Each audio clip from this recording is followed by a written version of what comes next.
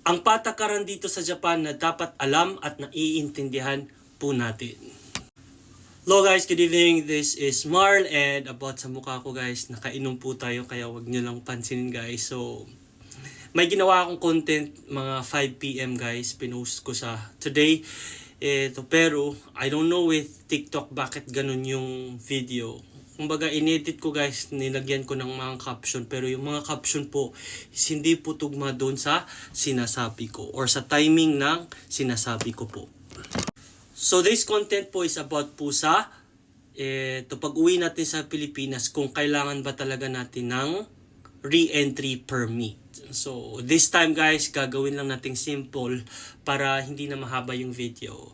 So sa permit po ng pagbalik natin po dito sa Japan, nagbago po siya. So until 2012 July po, pag umuwi ka ng Pilipinas po, kahit isang araw, 2 araw, 3 araw lang yan, kailangan mo talaga kumuha ng re-entry permit. Kasi sa panahon na yun po guys, hindi po residence card po ang tawag, kundi alien card po yung tawag sa atin. So, after ng 2012 July, nagbago po siya, nagkaroon na po tayo ng residence card.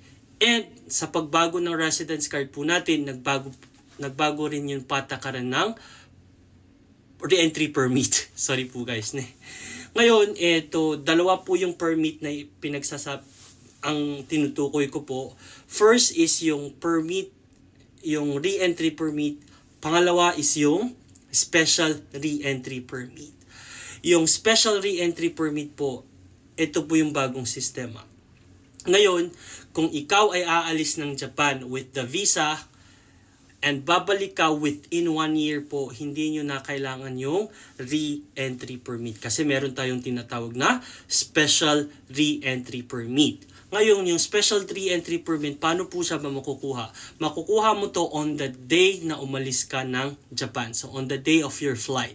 Bago ka dumaan ng immigration, meron po tayong fill upan na ED-CADO. Yung ED-CADO guys, ang ibig sabihin is embarkation and disembarkation. Yun po yung meaning po niyan, ED-CADO. Yun po yung tinatawag dito sa Japan. So, fill upan mo yun, tapos hahatiin yan yung departure, kukunin nila. Yung arrival po is didikit po sa passport po ninyo. Ang pagbalik po ninyo, yun po yung i-check nila. Aalisin nila yun na bumalik ka na dito sa Japan. Ngayon, magkano ba yung special re-entry permit? 0 yen. Wala po tayong babayaran po 0 yen.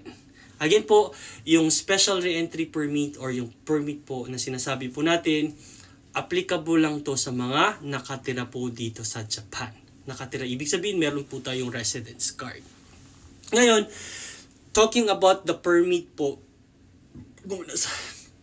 ito yung re-entry permit po, ito po ay kailangan pag ikaw ay umalis ng Japan more than 1 year. So pag more than 1 year ka po, kailangan mo talagang kumuha ng re-entry permit.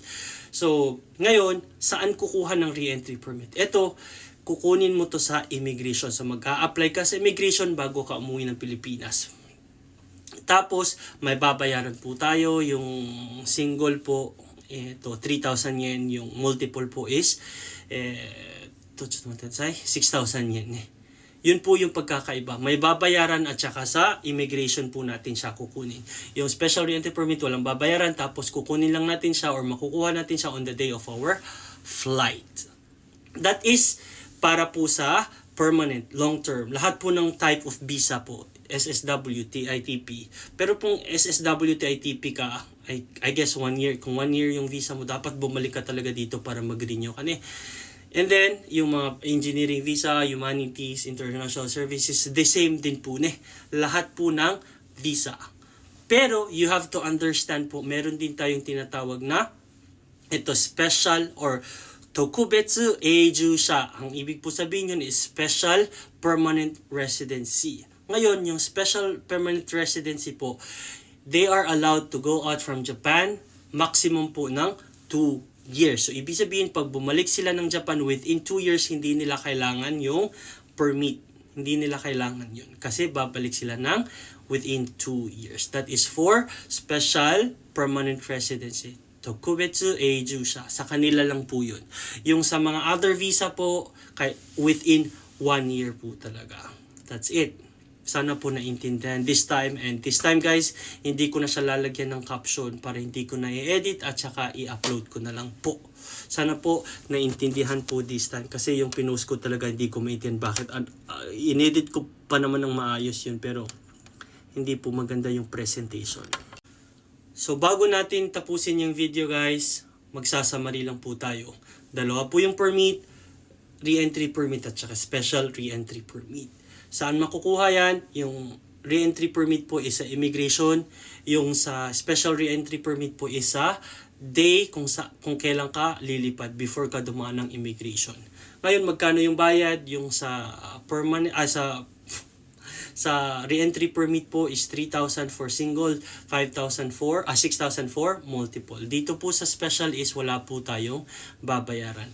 Ngayon, yung sa pag span ng time na wala ka dito sa Japan, pag more than 1 year po, that is considered sa permanent tawag dito, yung re-entry permit ni, sorry po guys. And then, yung sa special re-entry po, pag within 1 year po, hindi mo na kailangan yung re-entry permit. So, nomamane. That's it po. Sana po nakatulong po yung information na to.